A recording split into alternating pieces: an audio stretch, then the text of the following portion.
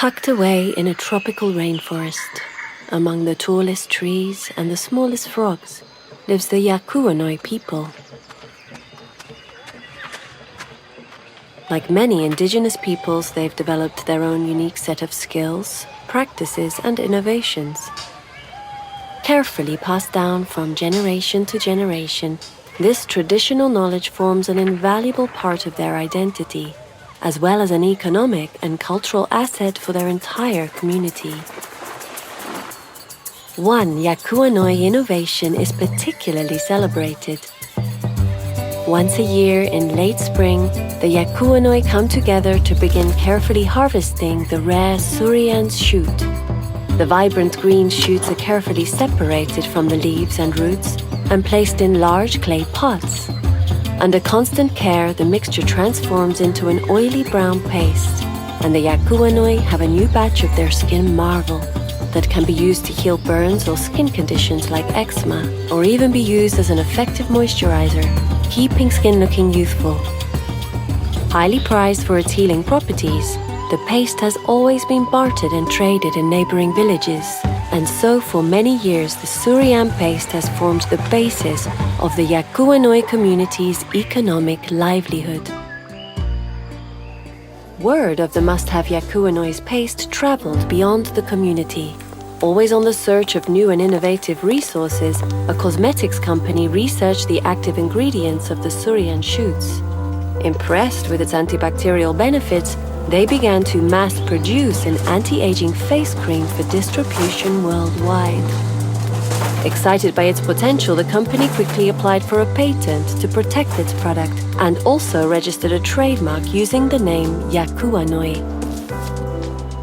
I had no idea that the traditional knowledge of my yakuanoi people and the surian shoot would have so much potential.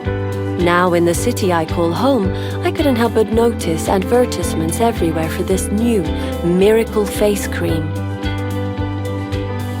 Having left my community years ago to study law, I couldn't help but wonder, what does intellectual property have to do with traditional knowledge?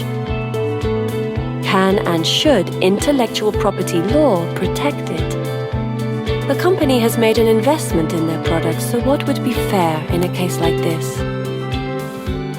In search of a trusted source of information, my first step led me to the World Intellectual Property Organization. It wasn't long before it became clear to me that the intellectual property system can be used strategically to protect and promote traditional knowledge. Patents can be revoked if inventions are not new.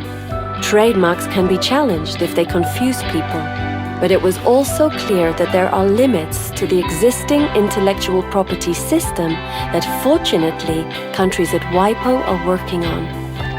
WIPO introduced me to the local intellectual property office in my country, which was also very informative. It was time for me to visit my village and collectively decide our approach. I organized a meeting and we agreed to talk with the cosmetics company.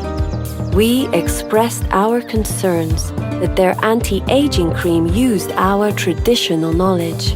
We also explained how their trademark was given the impression that the cream was an authentic yakuanoi product, benefiting my community.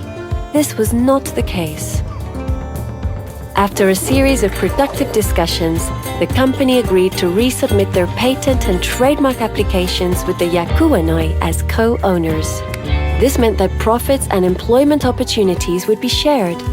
While these issues are difficult and community experiences vary, I could return home proud of my community's traditional knowledge and with a new awareness of the need to make smart use of intellectual property rights. The more our communities know about intellectual property, the better our position to protect and promote our unique cultures.